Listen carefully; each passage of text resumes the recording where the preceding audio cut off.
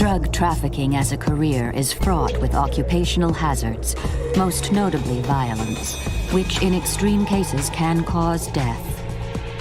So when a father learns his wayward son has gone missing, he hopes for the best, but suspects the worst. And when the police can't find him, the father enlists the help of not one, but two psychics. Now I got a sense right away that he was gone. You're not looking for a living human being anymore. You're looking for a body, and a body can be anyone. But can anyone be absolutely certain, the police or the psychics, if the missing man is dead or alive?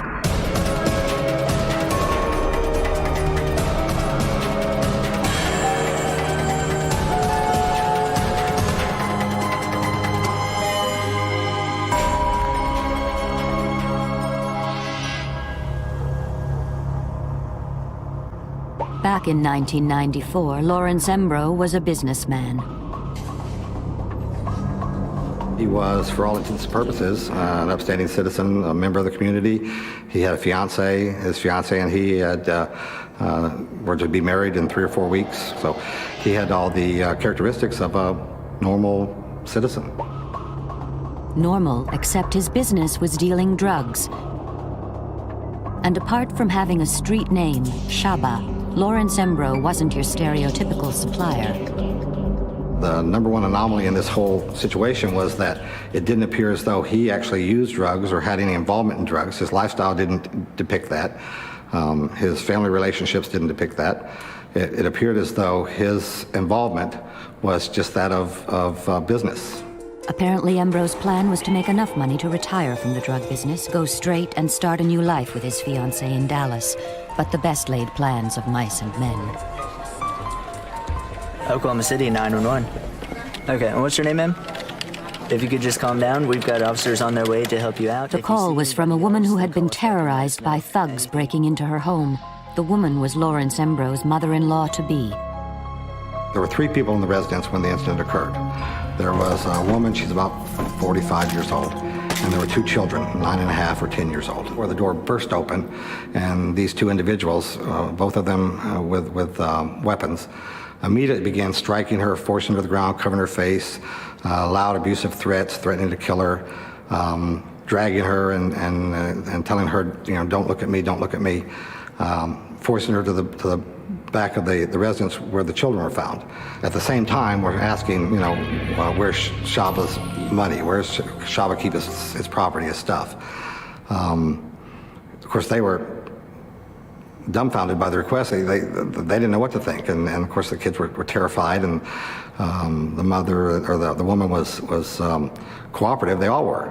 As this continued, for whatever reason, and it appears to be just an opportunistic thing, one of the suspects took the woman to a different room and continued searching, and then at one point sexually assaulted her. Apart from $40 taken from a piggy bank, the assailants leave empty-handed.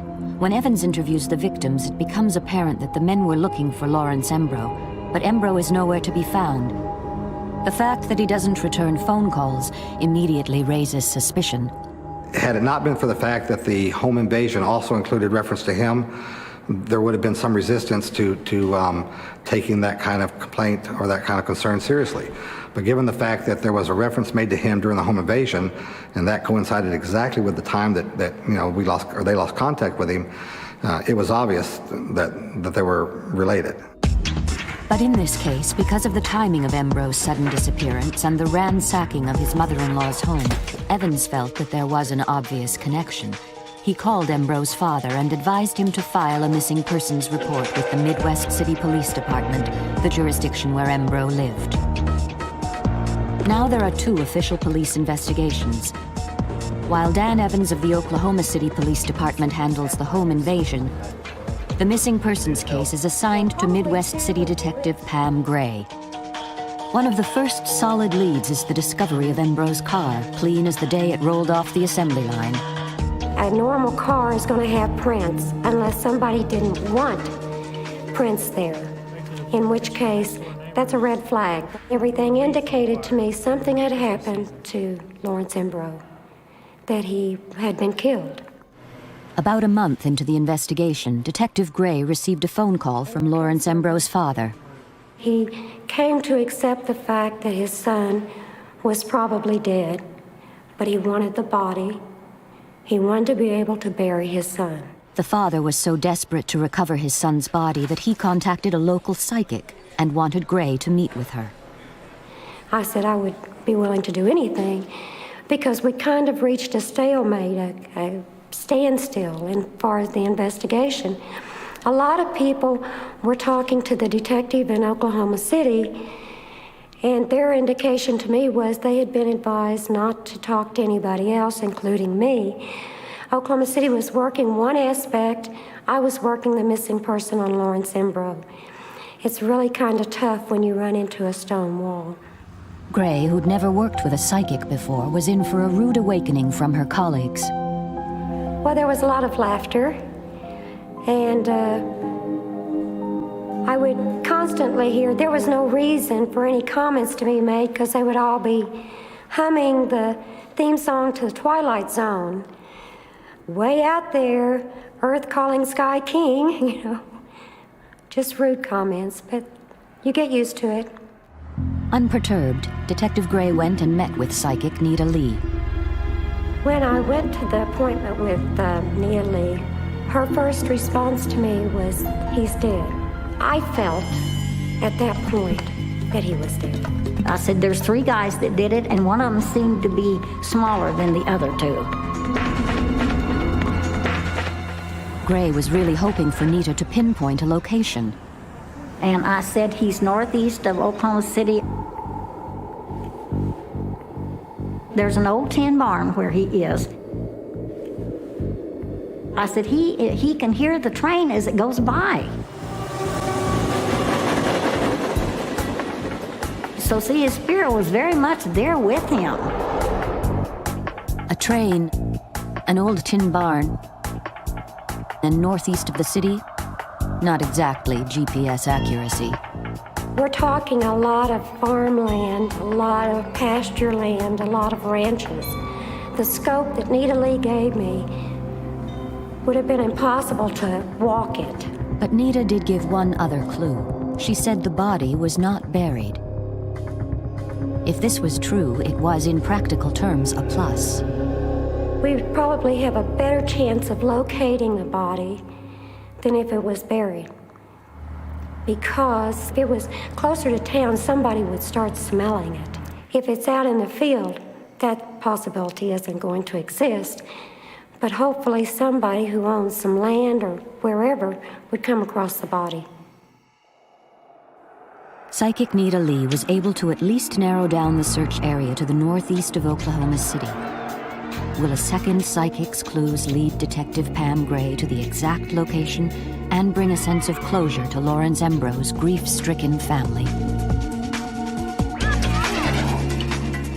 August 1994. It's been 3 months since Lawrence Mbroh went missing.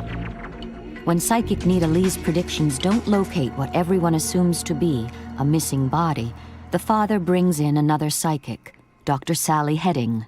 My rule is that if I'm going to take a crime case, I have to work with the law enforcement agency. Sometimes, number one is for my protection, and number 2, sometimes there are things that I don't think the family needs to know. They're already in pain. Sally never demands payment for her services, and with good reason. Because you're not going to always see everything. You're not going to be able to read everyone or pick up on everything. And so if you have that kind of pressure on you, wouldn't there be the fear that you'd start making up shenanigans? You know, well, I really need that money and the mortgage overdue, so maybe this time I'll just fudge a little. So when your livelihood is not contingent on it, then you aren't under that pressure. And you could say, you know what, honey, I can't help you. I don't see a thing around you. It's an absolute blank. Or you can go ahead and do a reading and say, yes, I'm getting this, this, and this. And the same thing for the law work, because all of that is pro bono. I charge nothing. And I tell them my accuracy rate has been tested to be about 80%. If I knew when I was wrong, I would never be wrong. I don't have a clue. Not a clue. Sally, who doesn't like to travel, works from the comfort of her home in California. I didn't think right off the bat that he was alive. It was a confirmation of what I already felt, what Mr. Mbroh had come to feel, what Nita Lee had said, and now Sally Heading was saying it. I had the sense, because there was money involved, that it was about selling drugs, and that there was a lot of anger around this money, that it was a deal that had gone wrong. Once again, Sally and Detective Gray were on the same track. Well, my thought was he hadn't got out of the drug culture, that either a drug deal had went bad, or he was involved in something else that somebody wanted to get rid of him. One of the things I saw was a blue blanket. I knew they had not buried him. I saw a blue blanket over him. In sync with Nita, the man is not buried. The blue blanket, a new and pretty specific clue. I kept being shown flashing a metal sign that said Herefords on it. And I had the sense of prized Herefords. I also saw a barbed wire fence. I knew there was a gravel road. I could hear it. And I also knew that on the road going north, that there were poles all along the side of the road, telephone poles. Sally is describing the rural area surrounding Oklahoma City exactly as Nita did. I got a strong sense that people came up from Los Angeles, the 3 people, to meet another man. I had the sense that 3 were African American, and the 4th man was mixed, and that the 3 men were brought up to do Lawrence Mbroh harm. Now Sally is getting all these visions while sitting in her home in California, half a continent away from the crime scene, and the only connection with Detective Pam Gray is the other end of a telephone line. Sometimes I'll see like flashes of images. Sometimes I'll feel as if I'm right there going through it, as if that person has walked through me or entered me and I'm walking along with them, or that they're holding my hand and showing me something. And sometimes it's not like hearing voices, it's from within. It's not like someone's whispering in your ear. Sometimes you'll hear a noise that might be connected with a crime scene or something. I have to confess, I started imitating my fellow detectives, humming the theme song of Twilight Zone. You know, I thought, I've got this phone call and I've got this woman telling me these things. And she's over 1,000 miles away. Yeah, right, you know. I knew this was a woman who hadn't believed in Santa Claus or the Tooth Fairy for many, many years, and I think I was on that list, you know, of people to be debunked. But I tended to believe, or at least have an open mind, because some of what she had told me was consistent with what Nita Lee had told me. But it was strange to me how people 1,500 miles away from each other were consistent in what they were saying. You know, I really believe that's the exceptional police officer who will set their own belief system aside and do whatever it takes to solve that case. And I think she has that kind of intelligence and insight. Sally's final prediction was astonishing. The body is going to be found by deer hunters. It's going to be happenstance that they come upon this body, and there will be 2 of them. Unfortunately, the notion of 2 hunters finding the body doesn't actually define or even narrow down a time frame. In Oklahoma, there's always some unsuspecting creature in season: deer, dove, crow, rabbit, wild turkey, pheasant, quail, even squirrels are on the hit list. Detective Gray drives the general area northeast of the city, hoping Sally's clues will lead her to the body of Lawrence Mbroh. But even she admits it's a long shot.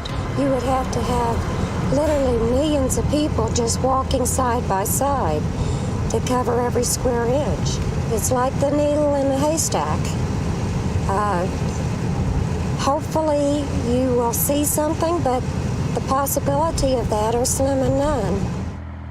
Sure enough, the search proves to be a waste of time. All the clues provided by both psychics yield nothing. But what if Sally Heading came to Oklahoma? Perhaps she could pick up more information from being in the general vicinity of the crime. But there is one small snag. I really didn't want to fly here. No offense to lovely Oklahoma, But I didn't need to. I read energy. I don't need to be someplace else.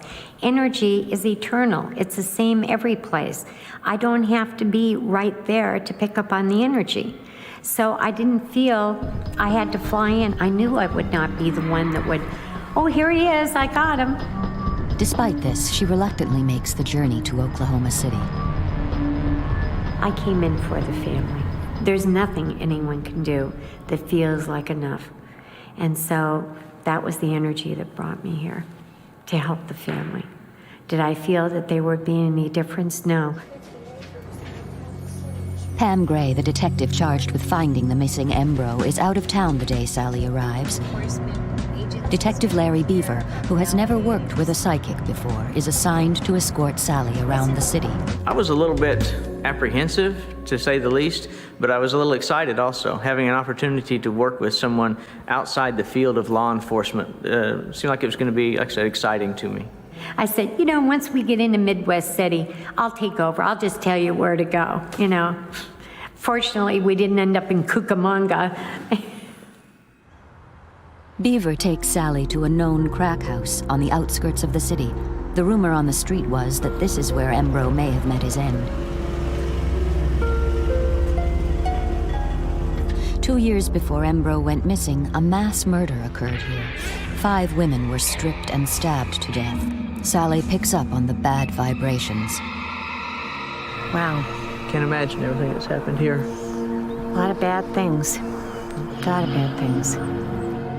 While Sally was convinced this was not the location, for the first time she got a sense that Lawrence Mbroh was executed. I had the sense of him going to there were stairs. I'm not sure now if it was upstairs or downstairs, but going into a building. He walked in, there were other men in there. Some of them he didn't know. There was the energy of hostility.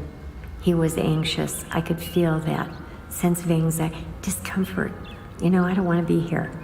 Like God, I'm outnumbered. Then I had the sense of gray around his face or neck. I wasn't sure if it was duct tape or if it was rope. I wasn't sure if they put him in a trunk or a back seat. I knew that they had not driven more than 20 minutes. The cop and the psychic continued to search the area, keeping roughly within a 20-minute radius from the city. For Sally, the sense of being in the right place is almost tangible. You know, ever since we pulled up here, I've had an overwhelming sense of deja vu. And my definition of deja vu is that you're on path, you're right where you're supposed to be, doing what you're supposed to be doing, that everything is exactly the way it's supposed to be, and that's the feeling I have right now. With everything. As Sally had predicted, the visit to Oklahoma didn't produce a body. Well, when we wrapped things up at the last location, I felt a little skeptical at the time, not knowing Sally very well and not knowing what to expect. Okay, fine, yes, we didn't find the body, but we found all these signs and symbols and things that you had predicted we would find, and you're telling me now that you believe that, you know, when hunting season starts that the body will be found. I will just leave it at faith and see what happens. What Sally had done to move the case forward was to narrow down the area where she thought the body might be found. One person says something, you can kind of blow it off. 2 people say something, and where there were consistencies with what Sally Heading and Nita Lee, the prior psychic, had said, I was beginning to believe. Detective Pam Gray's newfound faith drove her to action. I contacted Lincoln County Sheriff's Office, and 2 deputies went out and rode this 450 acres.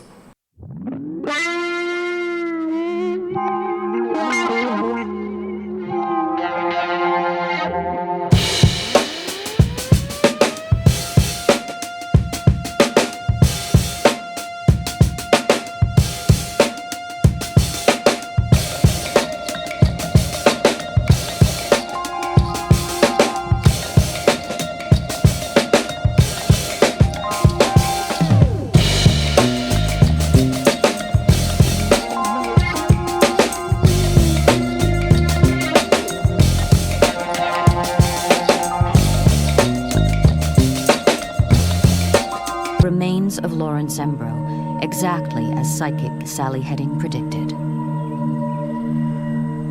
The body's going to be found by deer hunters. And I said he's northeast of Oklahoma City, I One of the think. things I saw was a blue blanket. I knew they had There's not no tin buried barn where he is, and it has great flashing a metal sign that said Hereford's. I said, he can hear the train as it goes by, and he could. I also saw a barbed wire fence. I knew there was a gravel road. I could hear it. Every single clue provided by both psychics, Sally Heading and Nita Lee, turned out to be right on target. All the indicators were in the vicinity of where the body was found. Detective Pam Gray was blown away. There wasn't any more teasing. There wasn't any more humming of the Twilight Zone. However, nobody wanted to come right out and say, hey, psychics are great, psychics are wonderful, this is the answer. With the discovery of Mbroh's body, police were now dealing with a homicide. After an exhaustive investigation, detectives were able to piece together what had happened. The story was Mr. Mbroh gave approximately somewhere between $20,000 and $60,000 to an associate of his to go to California to pick up a load of cocaine.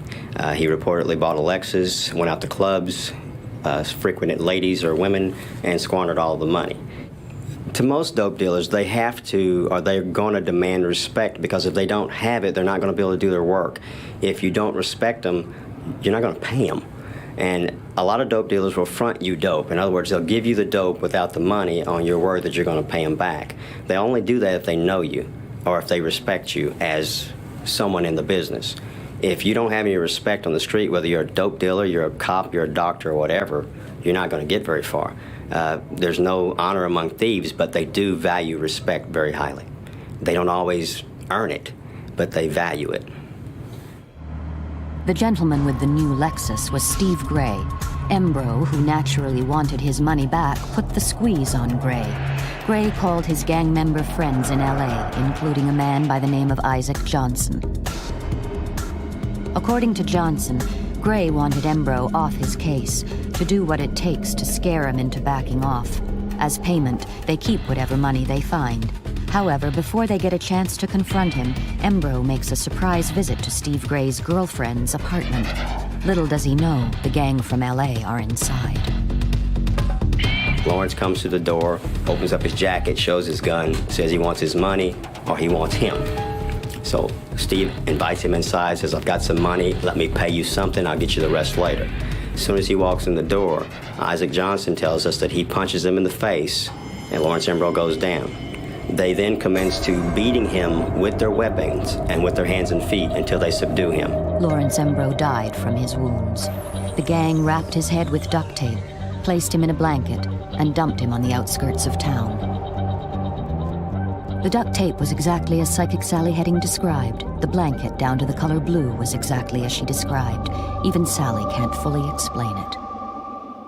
I wish I could tell you how I know these things.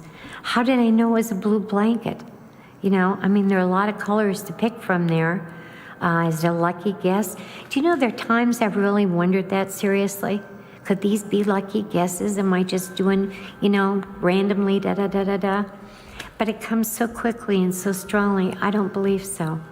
The only way that I can come up with an explanation is that Lawrence was showing me where he was.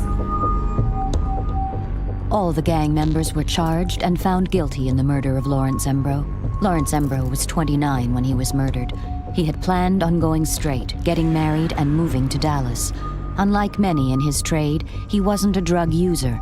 Apparently, he was simply tempted by the lure of making a quick buck, a temptation that cost him his life.